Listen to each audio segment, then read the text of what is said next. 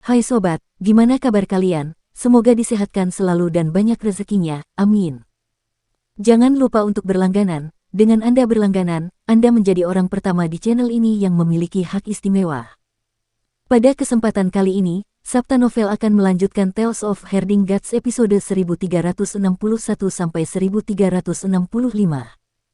Untuk melihat video selengkapnya, sahabat bisa kunjungi playlist yang telah Mimin sediakan. Yuk mari, kita berimajinasi bersama dan masuk ke alur ceritanya.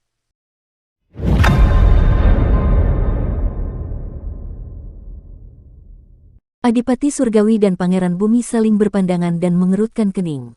Mereka juga cerdas dan tahu alasan mengapa Kinmu linglung. Perubahan besar tidak menjawab pertanyaan Kinmu. Meskipun ada dua penjelasan, satu adalah keberhasilan dan yang lainnya adalah kegagalan. Dari kinerja perubahan besar, kemungkinan kegagalan lebih tinggi. Karena pertanyaan Duke Surgawi dan Pangeran Bumi, perubahan besar telah menjawab kesuksesan. Jika Kinmu juga berhasil, perubahan besar tidak perlu memilih untuk tidak menjawab pertanyaannya. Mereka tahu bahwa Kinmu juga telah menebak alasan mengapa perubahan besar tidak menjawab, jadi mereka sangat tertekan.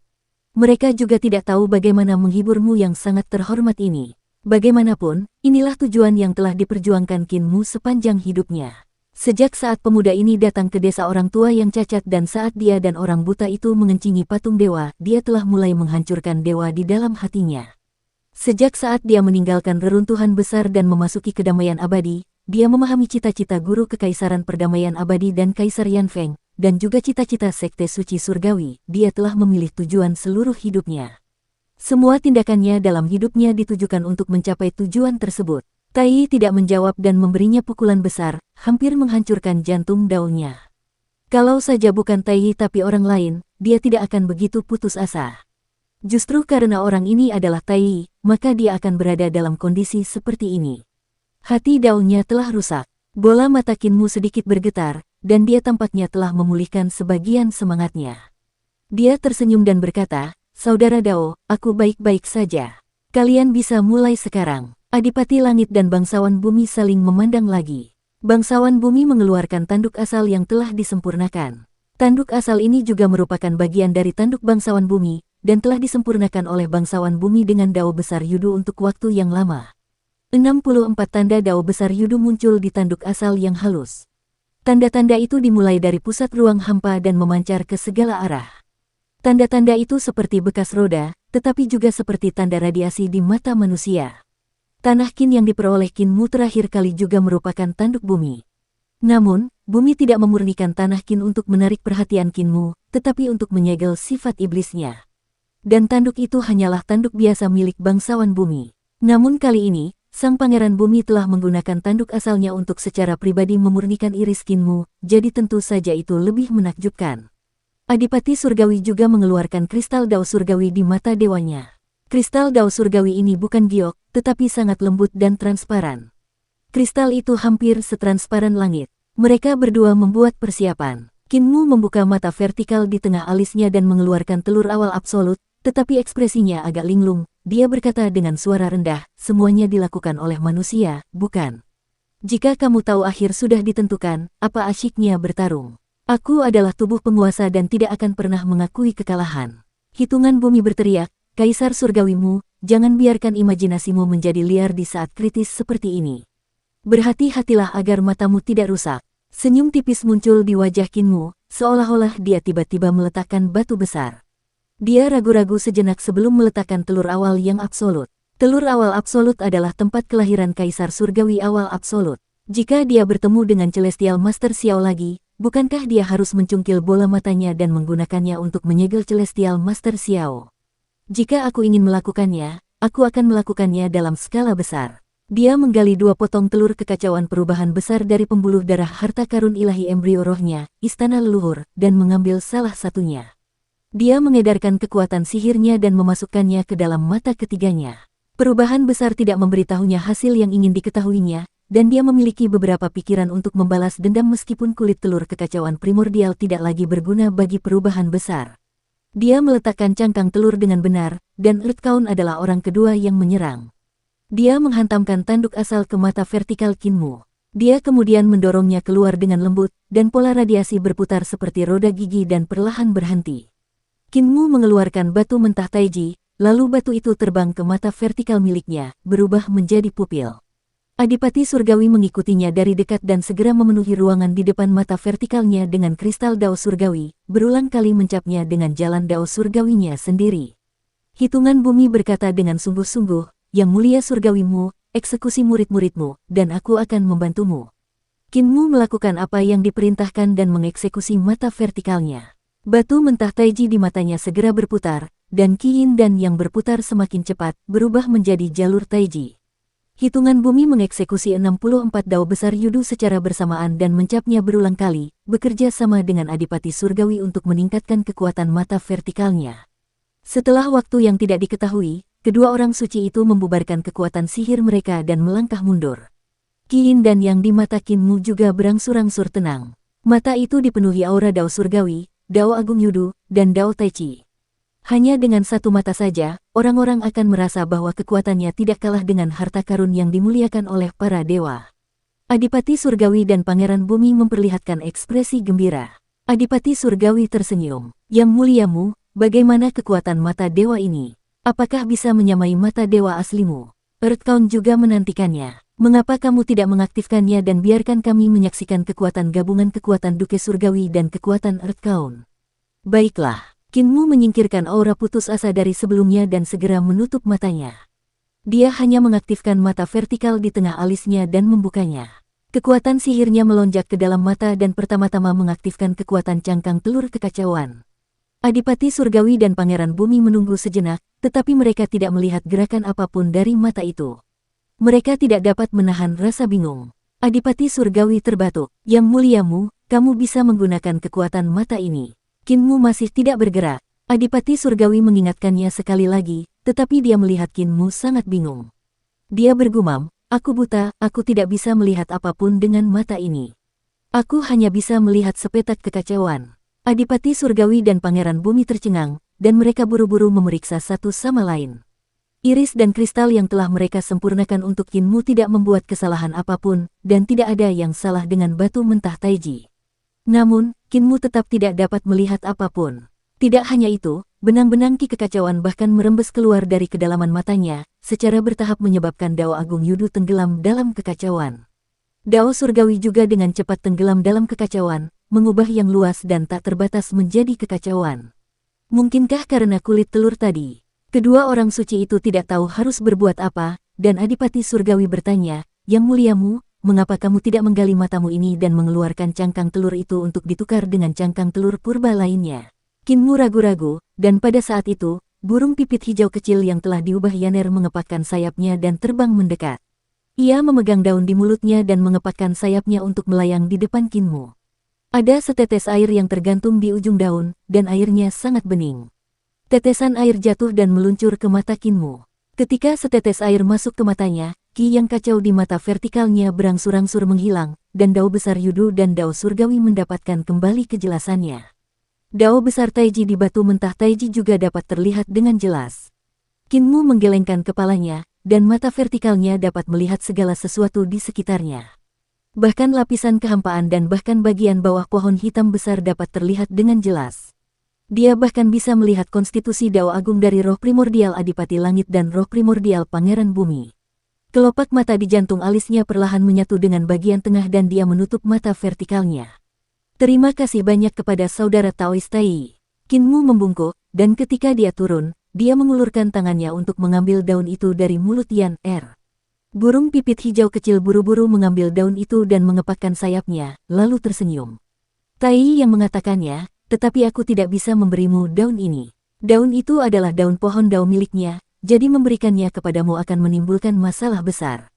Daun pohon Dao. Tatapan mata Kinmu berkedip, dan dia mendesah dalam hatinya. Sayang sekali dia hampir menangkap daun itu. Pohon Dao milik Grid Cheng pasti sangat kuat, dan daun di atasnya juga pasti memiliki kemampuan yang tak terbayangkan. Jika dia bisa mendapatkannya, dia pasti bisa memurnikannya menjadi harta karun yang paling misterius. Tetapi mengapa daun itu terlihat familiar? Kinmu bergumam pada dirinya sendiri. Dia telah melihat daun seperti itu di surga kesadaran ilahi kaisar tertinggi, tetapi itu bukan hanya surga kesadaran ilahi kaisar tertinggi. Dia juga telah melihat daun seperti itu di ember logam kecil yang sering membawa perubahan besar. Ketika perubahan besar itu malas, dia akan memberikan cabang pohon itu kepada mereka dan membiarkan mereka menggunakan cabang pohon itu untuk menyebarkan air dalam ember ke gunung hitam yang retak untuk memperbaikinya. Daun di cabang pohon itu persis sama dengan yang dipegang Yan Er. Dengan kata lain, kita sering memercikkan air ke dahan dan daun pohon Dao. Mata vertikal di tengah alis Kinmu terbuka lagi sambil mendengus, dan dia merasa menyesal di dalam hatinya. Jika aku tahu lebih awal, aku akan diam-diam memetik 2 daun. Jika cabang dan daun itu berasal dari pohon Dao yang terlalu mudah, lalu air apa yang ada di embernya? Mengapa setetes air ini mampu menekan Ki yang kacau di matanya, sehingga memungkinkan mata vertikalnya melihat menembus konstitusi Dao Agung dalam roh primordial Adipati Surgawi dan Pangeran Bumi? Mau tak mau ia makin penasaran dengan air di ember besi kecil itu. Adipati Surgawi berkata, "Yang muliamu, ujilah mata vertikal saat ini lagi dan lihat kekuatannya." Jantung Kinmu bergerak sedikit, dan sekali lagi dia membangkitkan ki vital dan kesadaran ilahinya untuk mengeksekusi mata vertikal di jantung alisnya. Namun, saat dia melakukannya, dia melihat ki yang kacau keluar dari kedalaman pupilnya. Segera, mata vertikalnya menjadi kacau, dan dia tidak bisa melihat apapun dengan jelas. Dia buru-buru berhenti, dan ki kacau secara otomatis memasuki kedalaman pupilnya dan menghilang. Mata vertikal ini sesungguhnya tidak memiliki kekuatan apapun. Akan tetapi, ketika dia melihat duke surgawi dan hitungan bumi, dia masih dapat melihat struktur Dao Agung dari roh primordial mereka. Mata vertikal itu terlalu aneh. Adipati Surgawi dan Pangeran Bumi juga bingung. Pangeran Bumi telah melihat kekuatan mata vertikal Kinmu sebelumnya. Kinmu pernah menggunakannya untuk menyegel Xiao, dan bahkan senjata ilahinya, pengarahan Xiao, telah disegel oleh Kinmu, baru kemudian kesombongan Xiao menghilang. Kalau tidak, dalam pertempuran hutan persik, belum lagi mengusir Dewa Xiao, masih belum diketahui apakah Dewa Yue, Dewa Yu, dan Pangeran Bumi akan bisa lolos tanpa cedera. Secara logika, bahan yang digunakan untuk menempa ulang mata vertikal jauh melampaui mata vertikal sebelumnya. Tanduk asal Earthbound lebih kuat dari benua Qin sebelumnya, dan kristal Heavenly Dao milik Heavenly Duke adalah sesuatu yang tidak dimiliki Kinmu. Lebih jauh lagi, Heavenly Duke dan Earthbound secara pribadi telah memperkuat dan memurnikan Kinmu dengan grid Dao mereka, jadi kekuatan mata vertikal baru hanya akan melampaui masa lalu. Namun, jelas bahwa mata vertikal baru tidak memiliki kekuatan apapun. Masalahnya kemungkinan besar terletak pada kulit telur kekacauan. Kedua orang suci itu tahu dengan jelas bahwa Kinmu menyukai teknik dan suka menumpuk hal-hal terbaik. Namun, hal-hal baik belum tentu berguna. Jika Kinmu menggunakan cangkang telur dari Heavenly Emperor Absolute Beginning, kekuatan mata ini secara alami akan jauh lebih kuat dari sebelumnya. Namun, jika dia menggunakan cangkang telur yang terlalu mudah, dia tidak akan dapat mengaktifkan kekuatan mata vertikal. Yang tidak mereka ketahui adalah meskipun Kinmu tidak dapat melepaskan kekuatan mata vertikal, dia dapat melihat menembus roh primordial mereka hanya dengan mengandalkan kekuatan mata vertikal. Kalau saja ada jalan, keterampilan dan seni ilahi yang lain, bahkan jika orang suci surgawi telah melakukannya, Kinmu akan dapat mengetahuinya hanya dengan sekali pandang. Inilah kekuatan mata vertikal yang mengerikan. Yang muliamu, kami telah melakukan apa yang kami janjikan kepadamu. Tempatmu sangat berbahaya, jadi kami tidak boleh tinggal lama di sini. Sudah waktunya bagi kami untuk kembali. Adipati Surgawi dan Pangeran Bumi berpamitan satu demi satu. Kinmu mengantar mereka keluar dari pegunungan 100.000 hitam, dan baru setelah itu kedua orang suci itu pergi. Mereka tidak dapat meninggalkan 100.000 Black Mountains secara langsung. Mereka harus meninggalkan 100.000 Black Mountains sebelum mereka dapat kembali ke dunia mereka sendiri. Sebelum Earthbound pergi, dia berkata dengan sungguh-sungguh, gunung hitam ini adalah tanah yang tidak menyenangkan, jadi tidak cocok bagi kita untuk tinggal di sini. Di era yang tak terlupakan, banyak kejadian aneh telah terjadi di sini. Selain itu, tempat ini juga merupakan salah satu dari sedikit tempat di mana kita tidak dapat langsung turun atau pergi. Seorang pria sejati tidak berdiri di bawah tembok yang berbahaya, jadi pemuja surgawi harus berpikir 2 kali. Kinmu mengucapkan terima kasih kepadanya dan mengantar hitungan bumi. Bagaimana mungkin aku tidak tahu tentang bahaya gunung hitam besar? Dia berkata dengan suara rendah, namun, semakin besar bahayanya, semakin besar pula peluangnya. Ini adalah sesuatu yang sudah kuketahui sejak aku masih muda. Bahaya gunung hitam besar mungkin tidak sebanding dengan tempat lain, tetapi peluang yang terkandung di sini juga merupakan sesuatu yang tidak dapat dibandingkan dengan siapapun. Inilah alasannya mengapa dia tetap bertahan meskipun dia tahu bahayanya gunung hitam besar. Qin Mu mengumpulkan Wei Suifeng, Nenek Si, Pangeran Yuming, Yucudu, dan yang lainnya. Naga Kilin, Yan Er, dan si bisu buta juga diundang olehnya, Paman Jun, pimpin leluhur pertama, Lan Yutian, Su Senghua, dan yang lainnya ke belakang istana leluhur. Di sana sangat berbahaya, jadi aku akan menjalankan seni pemanggilan dewa untuk melihat apakah aku bisa memanggil mereka kembali. Bisakah manusia juga dipanggil? Yu Cudu bingung. Memanggil binatang buas besar saja sudah tak terbayangkan, jadi bukankah memanggil manusia akan lebih mengejutkan lagi? Qin Mu tersenyum. Keponakan junior, keajaiban menggunakannya tergantung pada hati seseorang. Saat Anda mempelajari seni ilahi, Anda juga harus tahu cara menyimpulkan dari tindakan seseorang. Tidak banyak perbedaan antara manusia dan binatang raksasa, keduanya adalah kehidupan. Di sisi lain, seni ilahi pemanggilan adalah untuk membangun hubungan dengan orang yang dipanggil. Melalui kesadaran ilahi yang kuat, itu akan menarik orang tersebut dari ruang lain ke ruang kita saat ini. Yu Cudu tampak mengerti namun tidak jadi, malah menganggukkan kepalanya berulang kali. Qin Mu berkata kepada Wei Suifeng, jangan biarkan muridmu mengajari Hua Xuanxiu. Jika kamu terus mengajarinya, dia tidak akan berguna. Wajah Yu Cudu memerah, dan Wei Suifeng juga bisa melihat bahwa muridnya memiliki kelemahan besar dalam beradaptasi dengan perubahan. Dia tersenyum dan berkata, kalau begitu, biarkan aku mengajarinya. Qin Mu menggelengkan kepalanya. Kamu sama seperti muridmu. Wajah Wei Suifeng memerah saat dia berkata dengan marah, jika kamu mampu, ajari dia. Namun, Qin Mu merasa itu merepotkan. Dia melirik Nenek Si, dan Nenek Si pun mengerti, aku masih mengajari Wen Yuan kecil dan Pangeran Yuming, tetapi tidak ada salahnya membiarkan Xuan Xiu mengikutiku. Pangeran Yuming sudah terlalu tua dan Wen Yuan kecil masih terlalu muda, jadi kebetulan aku punya teman. Wajah Patriark Wen Yuan memerah saat dia bergumam, panggil Patriark, jangan panggil Wen Yuan kecil, Muer. Ekspresi Qin Mu menjadi suram. Jangan panggil aku Muer, panggil aku Master Sekte Tua. Patriark Wen Yuan tidak tahu apakah harus tertawa atau menangis dan bertanya, pemimpin Sekte Tua, jika Anda dapat memanggil Paman Jun dan yang lainnya kembali, mengapa Anda memanggil kami? Mungkinkah Anda berpikir akan ada bahaya ketika Anda memanggil mereka? Qin Mu memuji dalam hatinya, seperti yang diharapkan dari Patriark muda, otakmu benar-benar cerdas. Pikirannya bergerak sedikit dan dia mengerahkan kesadaran ilahi ki vitalnya, berteriak dengan suara rendah, bangun. Kekuatan sihirnya berputar dan dia langsung membayangkan sebuah altar pengorbanan yang besar. Jejak ki vital di altar pengorbanan berubah menjadi berbagai macam rune pemanggilan. Altar pengorbanan dengan cepat berubah menjadi wujud nyata dan diletakkan di bawah kaki setiap orang. Penguasa Purba Ibu Pertiwi juga tahu bagaimana memanggil seni ilahiyah, tetapi saat dia mengeksekusi seni ilahiyah semacam ini, dia perlu mengendalikan akar dan pepohonan untuk mengubahnya menjadi altar pengorbanan. Qin Mu tidak perlu melakukan itu dan langsung memvisualisasikan wujud fisik dengan kesadaran ilahinya yang kuat. Itu sangat sederhana dan rapi. Qin Mu berteriak keras, dan altar yang lebih besar muncul dari dasar altar besar itu. Semua orang berdiri di altar pertama dan melihat ke bawah. Mereka melihat bahwa altar kedua 2 hingga 3 kali lebih besar dari yang pertama. Tiba-tiba, altar ketiga muncul dari bawah, dan jauh lebih besar dari yang kedua. Qin Mu memvisualisasikan 9 altar secara berurutan, dan ketika 9 altar itu ditumpuk bersama, mereka setinggi gunung. Alasan mengapa aku memanggil kalian semua ke sini adalah karena ada banyak sekali binatang buas besar di belakang istana leluhur, dan kemampuan mereka tak tertandingi.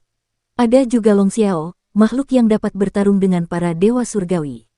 Qin Mu mengeksekusi 9 altar pengorbanan, dan seni pemanggilan ilahinya langsung meledak. Aku khawatir Long Xiao akan memanfaatkan kesempatan ini dan menarikku ke belakang istana leluhur. Semua orang, kesadaran ilahi kalian adalah satu denganku, jadi aku akan membawa kesadaran ilahi kalian melalui bagian belakang istana leluhur. Ketika semua orang di altar pengorbanan mendengar itu, mereka melepaskan kesadaran ilahi mereka dan kekuatan seni pemanggilan ilahi mereka meledak. Cahaya yang menyilaukan melesat langsung ke langit dan menghilang dari istana leluhur. Kesadaran ilahi setiap orang terhubung dengan kesadaran ilahi Qin Mu dan datang ke dunia lain bersama dengan cahaya yang menyilaukan. Di belakang istana leluhur, di dunia itu, semuanya sangat besar. Gunung-gunungnya jernih dan airnya indah, dan bahkan lebih penuh kehidupan daripada bagian depan istana leluhur. Bagian depan istana leluhur masih sepi seperti gurun beberapa tahun yang lalu. Hanya ketika 10 pemuja surgawi telah membangun wilayah mereka sendiri di istana leluhur dan binatang void dikendalikan oleh naga kilin, tanaman itu tumbuh. Setelah Dewa Purba Ibu Pertiwi datang ke istana leluhur, kekuatannya memungkinkan tanaman tumbuh dengan cepat, dan istana leluhur berangsur-angsur menjadi lebih hijau. Akan tetapi, masih jauh lebih rendah dibandingkan bagian belakang istana leluhur. Bagian depan istana leluhur telah digerogoti bersih oleh Void Beast, dan banyak tumbuhan langka dan pohon langka yang merupakan tanaman asli istana leluhur telah dimusnahkan oleh Void Beast. Hanya 5 urat mineral besar dan kayu hitam besar yang tertinggal di tempat-tempat berbahaya yang tidak dapat dimasuki oleh Void Beast. Masih ada beberapa tumbuhan dan hutan roh yang sangat berharga yang tertinggal. Namun, bagian belakang istana leluhur belum dijarah oleh binatang Void. Ketika kesadaran ilahi semua orang mengikuti Kinmu melewati sungai-sungai dan pegunungan megah di belakang istana leluhur, mereka melihat ramuan roh yang tak terhitung jumlahnya menyemburat dengan energi roh yang menakjubkan. Ada bunga besar yang tingginya sama dengan tinggi manusia dan telah ada selama beberapa tahun yang tidak diketahui. Ruang bunga itu sangat dalam dan pancuran energi spiritual memancar keluar darinya. Itu karena ramuan spiritual ini telah mengumpulkan terlalu banyak energi dan tidak punya pilihan selain melepaskan kelebihan energi di tubuhnya. Umur ramuan roh ini pasti sangat tua. Lalu, mereka melihat pemandangan yang luar biasa berupa ramuan roh yang bagaikan lautan luas, dengan puluhan ribu ramuan roh menyemburkan pancuran energi roh di saat yang bersamaan. Pemandangan itu bisa dikatakan sangat spektakuler. Indera spiritual semua orang tidak stabil, dan mereka sangat terkejut dengan pemandangan ini. Pemandangan ini bukan hanya sesuatu yang belum pernah terjadi di alam surga yang tak terhitung jumlahnya, tetapi bahkan istana leluhur pun belum pernah melihatnya sebelumnya. Ada begitu banyak jenis ramuan roh di belakang istana leluhur, begitu banyaknya sehingga sungguh sulit ditemukan. Jika apoteker melihatnya, bukankah dia akan menjadi gila? Nenek bergumam. Pada saat itu, kesadaran ilahi Kinmu membawa kesadaran ilahi mereka dan bergerak dengan kecepatan yang tak tertandingi. Ini adalah sesuatu yang pernah dikenakan Paman Jun, dan dia menggunakannya untuk mencari jiwanya. Ini adalah penggunaan lain dari pemandu jiwa. Ketika dia mengatakan bahwa keajaiban menggunakan seni ilahi terletak di dalam hati seseorang, dia tidak sedang menyombongkan diri. Ketika seni ilahi digunakan di tangannya, itu benar-benar menakjubkan. Kesadaran ilahi setiap orang melesat melewati langit di belakang istana leluhur bagaikan angin kencang, mengikuti jiwa Sujun. Dukung terus channel YouTube Sabta Novel. Kesadaran ilahi mereka melihat pemandangan yang lebih menakjubkan. Di depan mereka ada mutiara besar yang tampak seperti bulan yang mengambang di langit. Setiap mutiara panjangnya sekitar 100 mil, dan mereka sangat mempesona. Di bawah mutiara itu ada pantai, dan di pantai itu, kerang laut besar membuka cangkangnya. Mereka adalah jenis lain dari raksasa purba. Ketika kesadaran ilahi Kinmu dan yang lainnya terbang, angin laut berembus kencang dan membuat kerang laut khawatir. Mereka melihat mutiara di langit jatuh dan jatuh ke dalam kerang. Kerang laut menutup dengan keras dan memuntahkan gelombang air laut, mereka terjun ke kedalaman pantai. Mutiara yang cemerlang itu adalah harta karun di dalam tubuh binatang besar ini. Ketika kesadaran ilahi mereka terbang di atas pegunungan di belakang istana leluhur, mereka bahkan melihat binatang buas besar bertarung dan menghancurkan dunia. Itu adalah binatang buas besar dewasa yang mungkin telah hidup di belakang istana leluhur selama puluhan ribu tahun, urat dan tubuh mereka telah disempurnakan menjadi sangat tirani, dan seolah-olah dua kaisar seni bela diri telah menggunakan kekuatan kasar murni untuk bertarung, menghancurkan langit dan bumi. Di belakang istana leluhur, ada banyak binatang buas yang sangat hebat dalam pertempuran. Tiba-tiba, kesadaran ilahi Kinmu terhenti, dan begitu pula semua orang. Semua orang bingung, dan mereka menyadari mengapa Kinmu tiba-tiba berhenti.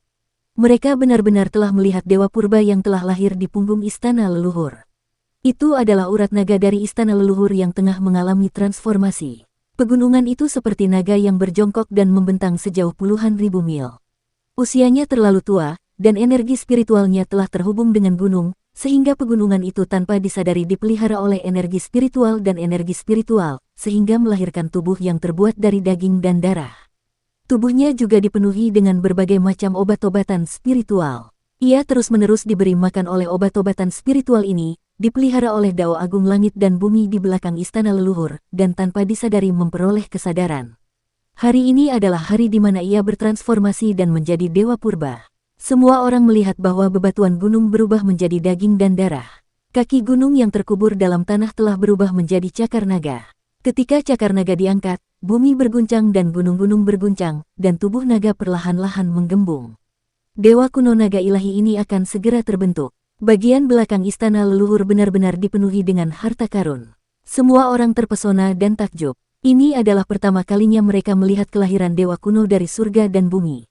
Bisa dikatakan ini adalah sesuatu yang membuka mata. Pada saat ini, puluhan raksasa purba tiba-tiba terbang mendekat. Mereka benar-benar menyerang naga dewa kuno yang sedang dalam proses transformasi. Dalam waktu singkat, mereka menghancurkan naga suci yang merupakan urat nadi istana leluhur. Raksasa-raksasa kuno ini seharusnya menjadi raja di antara raksasa-raksasa lainnya, dan kemampuan mereka sangat hebat. Membunuh naga suci kuno semudah meniup debu. Semua orang tercengang, dan kesadaran ilahi yang kuat dari raksasa purba menemukan mereka. Dengan raungan, Kinmu segera tahu bahwa ada sesuatu yang salah, dan dia segera menggunakan kesadaran ilahinya untuk melarikan diri.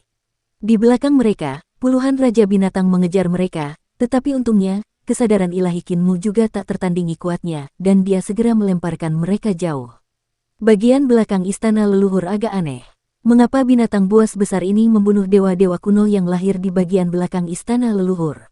Tepat saat Kinmu memikirkan hal ini, dia tiba-tiba menghentikan kesadaran ilahinya. Kesadaran ilahi semua orang menyapu, dan mereka melihat gerbang surga yang menjulang tinggi di depan mereka. Itu adalah dua gunung kuno yang sangat besar dan berwarna merah tua. Gunung-gunung itu dipenuhi api, dan api itu secara otomatis membentuk berbagai macam pola misterius yang terus berubah. Gunung-gunung itu tampak besar dan megah, di hadapan mereka tampak seperti dua kusen pintu. Setiap sisi kedua gunung itu memiliki tonjolan berbentuk busur. Semakin tinggi gunung itu, semakin curam dan terjal gunung itu. Ketika mereka mencapai puncaknya, satu puncak tunggal menembus awan. Di sisi lain, jalannya sangat curam. Jalannya tegak lurus dengan tanah, dan tidak ada satupun gunung tambahan. Mereka simetris ke kiri dan ke kanan, dan pintu di tengahnya ramping dan panjang, seperti garis langit. Di antara kedua gunung itu, sebuah kekuatan aneh mengembun dan memenuhi pintu dengan jalur api yang menyala-nyala. Semakin jauh mereka masuk, semakin ganas jalur tembakannya. Api jalur ini luar biasa. Itu adalah api sejati dari Dao Agung yang dibentuk oleh dua gunung. Gerbang Surga Selatan. Kesadaran ilahi setiap orang berfluktuasi dan tidak dapat menahan keterkejutan dan kegembiraan di hati mereka. Ini adalah gerbang surga selatan yang sebenarnya dari istana leluhur. Ketika mereka mendengar Kinmu mengatakan bahwa ada 4 gerbang surga besar di istana leluhur, mereka merasa ragu. Mereka tidak pernah menyangka akan melihat gerbang surga selatan yang sebenarnya di belakang istana leluhur. Baru saat itulah mereka tahu bahwa apa yang dikatakan Kinmu itu benar. Aneh, kesadaran ilahi Kinmu berfluktuasi, dan dia merenungkannya. Mengapa gerbang surga selatan dari istana leluhur berada di belakang istana leluhur? Mungkinkah keempat gerbang surga besar tidak selalu berada di depan istana leluhur? Awalnya dia mengira bahwa 4 gerbang surga besar, Danau Giok kuno, dan istana leluhur, ibu kota Giok, semuanya berada di bagian depan istana leluhur. Paman Jun pasti tahu keberadaan tempat-tempat ini, itulah sebabnya dia menggunakan kesadaran ilahinya untuk menemukan Paman Jun dan memanggilnya kembali ke garis depan. Bagaimanapun juga, bagian belakang istana leluhur adalah wilayah makhluk mengerikan seperti Long Xiao. Jika dia menerobos masuk dengan gegabah, dia pasti akan bentrok dengan Long Xiao, yang memimpin semua raksasa kuno di belakang istana leluhur dan memiliki kekuatan besar. Dia hanya melakukan ini untuk menyelamatkan orang. Dia tidak perlu menyinggung keberadaan seperti itu. Dan sekarang, sepertinya jika 4 gerbang Dewa Agung berada di belakang istana leluhur, mereka juga harus memasuki bagian belakang istana leluhur dengan tubuh asli mereka. Jika aku dapat menghindari konflik dengan makhluk seperti Long Xiao, sebaiknya aku berusaha semampuku untuk menghindarinya. Kinmu tidak dapat menahan rasa khawatirnya. Long Xiao terlalu kuat. Ketika Dewa Bumi Purba memanggilnya, 9 kepala menutupi langit. Pemandangan itu benar-benar mengejutkan, dan Kinmu tidak ingin menyinggung keberadaan yang begitu kuat. Dia terus bergerak dan mengikuti aura jiwa Sujun. Aura jiwa Sujun menjadi semakin jelas, dan semangat Kinmu pun meningkat pesat. Dia dan Sujun juga semakin jelas, dan dia sudah dapat merasakan dengan jelas lokasi Sujun yang sebenarnya. Dia masih hidup seperti yang diharapkan. Kinmu merasa sedikit tenang. Dia bisa merasakan bahwa ada banyak orang bersama Sujun, dan mereka pasti Lan Yutian, Su Senghua, leluhur pertama, dan yang lainnya. Selama orang-orang ini masih hidup, dia akan punya cara untuk mengeluarkan mereka dari belakang istana leluhur dan membuat rencana jangka panjang. Wus! Kinmu memimpin kesadaran ilahi semua orang untuk mendekati Sujun dan yang lainnya. Selama dia mendekat, dia dapat segera menggunakan kesadaran ilahinya untuk membentuk seni pemanggilan ilahi yang akan menyapu mereka dan memanggil mereka ke gunung hitam besar.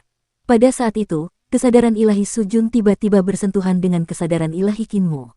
Dalam sekejap, Sujun mengerti alasan kedatangannya dan kesadaran ilahinya dipenuhi dengan kepanikan. Yang muliamu, cepat pergi. Kinmu sedikit tertegun dan tidak mengerti apa maksudnya. Tepat saat dia hendak bertanya, kesadaran ilahi Paman Jun berfluktuasi hebat. Long Xiao ada di sini dan telah menjebak kita semua. Dia telah lama memperhatikan kalian semua dan menunggu kalian masuk ke dalam perangkapnya. Kinmu tercengang, dan dia segera menarik kembali kesadaran ilahinya. Tiba-tiba, kekosongan bergetar hebat, dan gelombang kesadaran ilahi yang tak tertandingi menakutkan melintas. Dalam sekejap, kesadaran ilahi Kinmu dan Paman Jun bersentuhan satu sama lain, memisahkan kesadaran ilahi mereka. Kesadaran ilahi tidak memiliki objek fisik dan hanya berupa pikiran. Namun, kesadaran ilahi yang mengerikan ini seperti objek fisik, seperti gunung yang menghubungkan langit dan bumi, berdiri di depan kesadaran ilahi Kinmu dan yang lainnya. Sua, cahaya terang yang tak tertandingi bersinar, dan Wei Suifeng, Nenek Si, Pangeran Yuming, dan yang lainnya merasakan seolah-olah kesadaran ilahi mereka telah bertemu dengan matahari yang menyala-nyala dan mulai mencair dengan cepat. Mereka tampaknya telah melihat pemandangan yang sangat spektakuler dan mengerikan. 9 kepala naga yang memenuhi langit dan bumi memenuhi penglihatan kesadaran ilahi mereka, menyebabkan kesadaran ilahi mereka terus-menerus runtuh. Long Xiao, makhluk purba yang sangat menakutkan dan kekuatannya hampir setara dengan kaisar tertinggi, kemunculan kesadaran ilahinya saja sudah cukup untuk membuat mereka tak mampu menahannya. Kesadaran ilahi tertinggi Luo Agung. Kinmu meniru domain kesadaran ilahi tertinggi milik kaisar tertinggi dan melesat maju. Saat domain itu dilepaskan, semuanya langsung menjadi sangat lambat, seolah-olah waktu sedang mengembun. Kesadaran ilahi Long Xiao yang sangat menakutkan juga terpengaruh. Proses penyerbuan ke wilayah kesadaran ilahi tertingginya berlangsung tanpa henti, dan dia tidak dapat menghancurkan kesadaran ilahi mereka sekaligus. Tentu saja, waktu tidak ada. Ini hanyalah ilusi yang diciptakan oleh domain kesadaran ilahi tertinggi. Itu adalah penindasan kesadaran ilahi para penyusup. Tekanannya juga saling bertolak belakang. Alam kesadaran ilahi tertinggi Kinmu hanyalah alam kesadaran ilahi tertinggi palsu. Dao kesadaran ilahinya yang agung belum mencapai tingkat kaisar tertinggi, jadi dia membatasi invasi kesadaran ilahi Long Xiao. Pada saat yang sama, tekanan padanya juga meningkat pesat. Domain kesadaran ilahi tertingginya mengeluarkan suara berderak, dan retakan yang mengerikan muncul di kekosongan domain tersebut, menekan kesadaran ilahinya hingga retakan pun muncul. Long Xiao begitu kuat hingga dia tidak bisa ditekan. Namun, Kinmu akhirnya memperoleh kesempatan dan segera mengirim kesadaran ilahi Wei Suifeng, Nenek Si, dan yang lainnya kembali ke Gunung Hitam Besar. Semua orang terbangun dari altar pengorbanan Gunung Hitam Besar, dan kesadaran ilahi mereka kembali ke tubuh jasmani mereka. Nenek Si, Patriark Wen Yuan, dan yang lainnya segera memeriksa tubuh jasmani Kinmu, tetapi mereka melihat bahwa roh primordialnya masih ada di sana, tetapi kesadaran ilahinya belum kembali. Ini buruk, mungkinkah kesadaran ilahi yang muliamu telah dijebak oleh makhluk tak terkalahkan itu? Ini buruk, makhluk itu terlalu menakutkan. Semua orang panik, dan Wei Suifeng berkata dengan sungguh-sungguh, semuanya, jangan panik. Jika adik laki-lakiku dapat mengirim kita kembali, dia pasti akan dapat melarikan diri sendiri. Alasan mengapa dia tidak kembali secara langsung mungkin karena dia ingin melihat Long Xiao. Nenek Si, Patriark Wen Yuan, dan yang lainnya menghela napas lega. Mereka tidak memikirkan hal ini, jadi mereka kehilangan rasa kesopanan. Karena Kinmu dapat mengirim mereka kembali, dia pasti dapat melarikan diri sendiri. Bocah ini, bukankah isi perutnya agak terlalu besar? Nenek itu menggertakkan giginya dan berkata dengan marah, kita harus memukul pantatnya. Saat dia mengatakan itu, mata semua orang menjadi cerah. Pangeran Yuming terbatuk dan berkata, rekan Daoisi, kamu harus menepati janjimu. Kamu tidak bisa mengatakan akan memukulnya, tetapi kamu tidak akan memukulnya. Wei Suifeng, Yu Chudu, dan yang lainnya menganggukkan kepala tanda setuju. Sebagai eksistensi yang telah memasuki jalur seni ilahi, kalian tidak dapat menarik kembali kata-kata kalian. Naga Kilin juga mengibaskan ekornya dengan gembira. Dia ingin berbicara, tetapi dia takut Kinmu akan menyadarinya. Burung pipit hijau kecil di dahinya mengangkat sayapnya untuk menyatakan persetujuannya. Nenek Si masih enggan untuk melawan, jadi dia hanya bisa berkata, kita bicarakan ini saat dia kembali. Tiba-tiba, altar pengorbanan 9 lapis bergetar hebat, dan kesadaran ilahi yang luas dan dalam langsung menuju gunung hitam besar dari dimensi lain. Itu menarik tubuh jasmani Kinmu dari altar pengorbanan, dan bahkan altar pengorbanan 9 lapis pun ditarik ke atas, bersiap untuk terbang ke dimensi lain. Tubuh semua orang di altar pengorbanan tidak stabil, dan putra mahkota Yuming dan Wei Suifeng adalah yang pertama bereaksi. Mereka mengulurkan tangan dan meraih kaki Qinmu, mencegahnya ditarik ke belakang istana leluhur. Mereka tercengang. Pemilik kesadaran ilahi ini tidak lain adalah Long Xiao. Makhluk mengerikan ini benar-benar mengikuti jejak kesadaran ilahi Qinmu dan mencoba memanggil tubuh jasmani Qinmu ke belakang istana leluhur. Bahkan jika Wei Suifeng dan putra mahkota Yuming adalah eksistensi dari lingkaran besar alam tahta kaisar, mereka tidak dapat menahan kesadaran ilahi Long Xiao yang mengerikan. Tubuh mereka terangkat dan tidak dapat menahan diri untuk tidak melayang di udara. Tahan dia! Wei Suifeng meraung marah dan roh primordialnya meledak. Istana surgawi di belakangnya melayang dan roh primordialnya bangkit dari singgasana kaisar dengan suara keras. Dia mengerahkan semua kekuatan sihirnya. Di sisi lain, roh primordial kura-kura hitam putra mahkota Yuming juga melayang di udara dan menggunakan seluruh kekuatannya untuk menahan tubuh Qinmu. Yang lain juga bergerak dan akhirnya menarik tubuh jasmani Qinmu turun dan mendarat di altar pengorbanan 9 lapis. Namun, yang mengejutkan mereka adalah bahwa altar pengorbanan 9 lapis itu benar-benar terbang ke angkasa lain. Saat kaki Qinmu mendarat di altar pengorbanan, matanya tiba-tiba terbuka dan roh primordialnya terbang dengan suara mendesing. Dia mendarat di belakangnya dan berteriak, "Wilayah harta karun ilahi." Roh primordialnya menjadi sangat luas. Begitu mendarat di altar pengorbanan, semua rune di altar pengorbanan 9 lapis menyala. Rune di altar pengorbanan pemanggilan terbalik dan rune yang tak terhitung jumlahnya berubah pada saat yang sama, memanggil ke arah yang berlawanan. Mereka mencoba menarik kembali indera keilahian mereka. Melihat ini, semua orang menghela napas lega. Kekuatan mereka, bersama dengan altar 9 lapis, setara dengan pemanggilan Long Xiao. Kedua belah pihak berada dalam kebuntuan di udara, dan mereka berjuang untuk menekan kekuatan satu sama lain. Gunakan pilar langit berkaca biru. Bisu berteriak marah. Si buta, Pangeran Yuming, Wei Suifeng, dan yang lainnya semua tersadar. Pilar langit berkaca biru, harta karun nomor 1 di masa lalu, langsung meledak dengan kekuatan, dan semua harta karun di 28 surga meledak dengan kekuatan, menekan altar pengorbanan 9 lapis dan langsung menekan pemanggilan Long Xiao. Altar pengorbanan 9 lapis itu jatuh ke tanah, dan semua orang akhirnya merasa tenang. Benteng langit biru yang berkaca-kaca memang merupakan harta karun nomor 1. Selain para perajin surgawi perdamaian abadi yang buta dan bisu terus membangunnya kembali, kekuatan harta karun ini telah melampaui masa lalu berkali-kali lipat. Meskipun tidak berpusat pada telur ilahi esensi tertinggi, dan transformasinya sedikit kurang, kekuatannya telah meningkat berkali-kali lipat.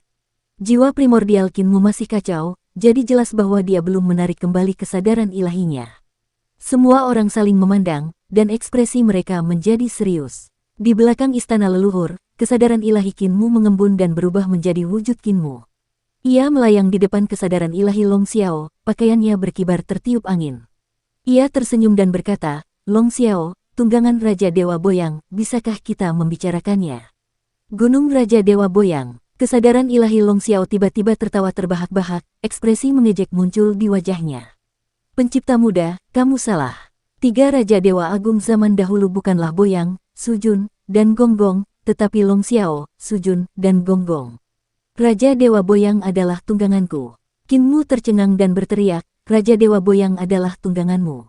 Pikirannya menjadi kosong. Pada saat dia linglung, kesadaran ilahi Long Xiao sekali lagi menyerang domain kesadaran ilahi tertingginya, menyebabkannya hancur lebih parah.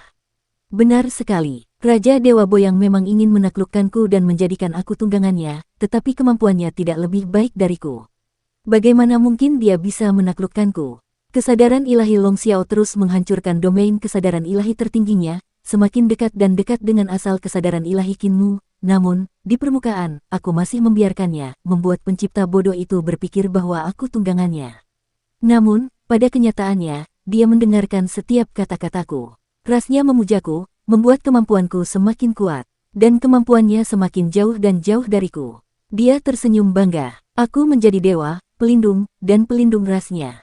Prestiseku di rasnya bahkan melampaui Raja Dewa Boyang sendiri. Dia menjadi pemimpin 3 raja karena kemampuanku. Meskipun Qinmu terkejut, dia tetap berusaha sekuat tenaga untuk menjaga sirkulasi domain kesadaran ilahi tertingginya. "Kalau begitu, kamu adalah leluhur kitab suci pengasuhan manusia. Jika naga kilin bertemu denganmu, dia pasti akan menjilatmu dan sepenuhnya yakin padamu." Karena kamu memiliki kekuatan yang begitu hebat dan bahkan dapat mengendalikan Raja Dewa Boyang, mengapa kamu tidak menjadi Raja Dewa sendiri dan membiarkan Boyang melangkah maju? Long Xiao tersenyum. Pencipta kecil, kau sangat menarik. Pada era purba itu, para pencipta adalah penguasa dunia. Mereka memerintah para dewa kuno dan menciptakan sekumpulan dewa kuno. Binatang buas yang kuat seperti kita masih terlalu lemah di hadapan mereka. Aku hanya bisa memilih untuk menjadi pengendali di balik layar, mengendalikan Dewa Raja Boyang untuk memperjuangkan hak bertahan hidup bagi rasku. Dia tertawa dan berkata, oleh karena itu, ketika malapetaka besar terjadi dan para dewa kuno memberontak, sang pencipta dimusnahkan, tetapi rasku selamat. Tawanya dipenuhi dengan kegembiraan, katanya dengan santai, para dewa kuno memimpin para dewa setengah dan memerintah seluruh dunia di alam semesta. Mereka bertempur sampai mati untuk mendapatkan sebidang wilayah. Mereka bertempur sampai mati dan menderita banyak korban. Bagaimana dengan kita? Kita tidak perlu mengeluarkan upaya apapun dan tidak perlu melukai seorang prajurit pun. Kita dapat memerintah bagian belakang semua dunia. 9 kepala besarnya memandang Qin Mu dalam domain kesadaran ilahinya dari berbagai sudut, mencari kekurangan dalam kesadaran ilahinya yang tertinggi. Dia tersenyum dan berkata, menurutmu siapa pemenang sebenarnya? Akulah, raksasa AS yang sangat bodoh dan tidak punya otak. Di bawah pemerintahanku, para raksasa hidup bahagia di belahan dunia lain. Di bawah pemerintahanku, keturunan kami menjadi sejahtera dan makmur. Di bawah pemerintahanku, kami menduduki separuh dunia. Di bawah pemerintahanku, tidak ada ras lain yang bisa memasuki wilayah kita. Pencipta muda, maukah kau menjadi tungganganku? Qin Mu menatap penguasa prasejarah itu dengan linglung. Matanya bukanlah cahaya binatang besar yang tidak memiliki banyak pemikiran atau kebijaksanaan. Sebaliknya, ia memiliki kebijaksanaan yang tak terbatas. Orang itu, Su Jun, masih ingin menaklukkanmu dan menjadikanmu tunggangannya. Sekarang tampaknya sudah menjadi aib bagi leluhur kita karena dia tidak menjadi tungganganmu. Qin Mu tidak dapat menahan diri untuk tidak menghela nafas karena emosi. Dia menggelengkan kepalanya terus-menerus pada pikiran dan tindakan pemuda berkepala besar, Su Jun, dan tidak setuju dengannya. Kemampuan Su Jun saat ini tidak dapat menyamai kemampuan di kehidupan sebelumnya. Jika dia bertemu Long Xiao, dia mungkin akan mudah dikalahkan dan menjadi tunggangan Long Xiao. Bukannya aku tidak bisa menaklukkan Su Jun, tapi aku tidak menyukainya. Kepala Long Xiao tersenyum. Dia tidak memiliki kualifikasi untuk menjadi tungganganku. Di antara 3 raja di era kuno, kemampuannya hampir sama dan tidak dapat dibandingkan dengan Boyang. Dia juga jelek. Kepala satunya terangkat tinggi dan menatap Qin Mu dengan penuh minat, tapi kamu berbeda. Kamu lebih cantik darinya, dan yang lebih penting, kamu memiliki potensi untuk menjadi kaisar tertinggi lainnya. Sebagai tungganganku, selain terlihat bagus, kamu juga lebih kuat. Kepala ketiganya tersenyum santai dan berkata, meskipun Su Jun tidak memenuhi syarat, dia membawa 2 orang yang layak untuk diperhatikan. Yang satu bernama Lan Yutian dan yang lainnya adalah Su Senghua. Keduanya bisa menjadi tungganganku. Sedangkan kamu adalah yang ketiga. Qin Mu tiba-tiba tertawa terbahak-bahak, dan kesadaran ilahinya bergetar hebat. Long Xiao, kamu menghadapi malapetaka besar, tetapi kamu masih memimpikannya musim semi dan musim gugur. Jika aku jadi kamu, aku tidak akan mencari kuda yang luar biasa dan tampan. Sebaliknya, aku akan mencari sekutu untuk menghindari malapetaka. Tetapi kamu masih dengan bodoh dan keras kepala melakukan hal-hal yang tidak masuk akal. Sebagai pemimpin 3 raja zaman dahulu, kemana perginya kebijaksanaanmu? 9 kepala Long Xiao menatapnya bersamaan, tetapi ekspresi Qin Mu tidak berubah. Karena ini pelanggaran pertamamu, aku akan memberimu kesempatan untuk menjelaskan. Long Xiao berkata dengan tenang, kamu mengatakan bahwa aku sedang menghadapi musibah besar, jadi dari mana datangnya musibahku ini? Qin Mu tersenyum tipis. Kamu bisa menempati bagian belakang istana leluhur karena kamu adalah satu-satunya praktisi kuat di sini. Namun, binatang buas di istana leluhur telah punah, jadi tidak ada lagi ancaman bagi dunia luar. Oleh karena itu, segel istana leluhur pasti akan dibuka sepenuhnya oleh 10 pemuja surgawi dan menjadi ruang terbuka. Ketika segel istana leluhur dilepas, apakah menurutmu duniamu yang damai masih bisa dipertahankan? Long Xiao menyipitkan mata naganya dan tersenyum. Yang mulia surgawi ke-10. Yang mulia surgawi ke-10 hanyalah seorang junior dari generasi selanjutnya. Qin Mu mencibir. Seorang junior dari generasi selanjutnya. Bukankah kamu terlalu sombong? Di antara 10 orang yang sangat dihormati di surga, salah satunya adalah kaisar tertinggi. Bagaimana kamu bisa dibandingkan dengannya? Ekspresi Long Xiao berubah sedikit. Salah satu dari 10 orang suci surgawi adalah permulaan mutlak, bagaimana engkau dapat membandingkannya dengan dia? Kinmu melanjutkan, awal mutlak dan kaisar tertinggi hanyalah anggota dari 10 pemuja surgawi. Bahkan eksistensi seperti dewa primordial ibu pertiwi tidak dapat digolongkan di antara 10 pemuja surgawi. Dapatkah kau bayangkan betapa mengerikannya kecakapan pertempuran dari 10 pemuja surgawi? Kau adalah penguasa bagian belakang istana leluhur sekarang, tetapi ketika segel istana leluhur benar-benar rusak di masa depan, kau akan menjadi tahanan atau daging di atas piring, menunggu untuk disembelih. Dia berkata dengan acuh tak acuh, Long Xiao, jika kamu tidak ingin diperintah oleh 10 orang terhormat surgawi dan tidak ingin keturunanmu menjadi santapan lezat, maka kamu membutuhkan seorang kolaborator dan sekutu. Dan aku, dia tersenyum bangga, sekutu yang kau cari adalah harapanmu untuk masa depan. Sekutuku adalah Adipati Surgawi, Pangeran Bumi, ratusan dewa kuno lainnya, dan banyak pemuja surgawi yang kuat serta pencipta yang tinggal di kekosongan besar. Dia menjentikkan lengan bajunya dan menamparkan kekosongan itu melonjak. Di belakangku ada sebuah kerajaan besar yang tidak kalah kuat dari dunia raksasa milikmu. Para prajuritku memiliki kekuatan ilahi yang lebih dari 1 juta. Kapal perangku memenuhi langit dan dapat memenuhi bagian belakang istana leluhur sampai-sampai kau tidak dapat melihat matahari. Para prajuritku dapat menggunakan senjata ilahi mereka untuk menghancurkan surga yang tak terhitung jumlahnya. Dia mengulurkan tangannya. Bekerja samalah denganku dan jadilah sekutuku. Kau akan punya cara untuk bertahan hidup di masa depan. 9 kepala Long Xiao menyipitkan mata untuk mengamatinya. Ekspresi Kinmu tenang, dan dia berkata dengan acuh tak acuh, aku telah memberimu kesempatan, jadi kamu harus memanfaatkannya. Long Xiao bergumam pada dirinya sendiri, dan kepalanya berputar-putar di sekelilingnya. Dia tiba-tiba tersenyum dan berkata, semuanya hanya kata-kata, tidak ada bukti. Karena kamu memiliki kekuatan yang begitu kuat, maka jika kamu menjadi tungganganku, bukankah kekuatan yang kamu kendalikan akan menjadi milikku? 9 kepalanya meledak dengan kesadaran ilahi mereka dan menerobos domain kesadaran ilahi tertinggi Kinmu dalam sekali gerakan. Domain kesadaran ilahi tertinggi telah hancur, tetapi kesadaran ilahi Kinmu telah lenyap tanpa jejak.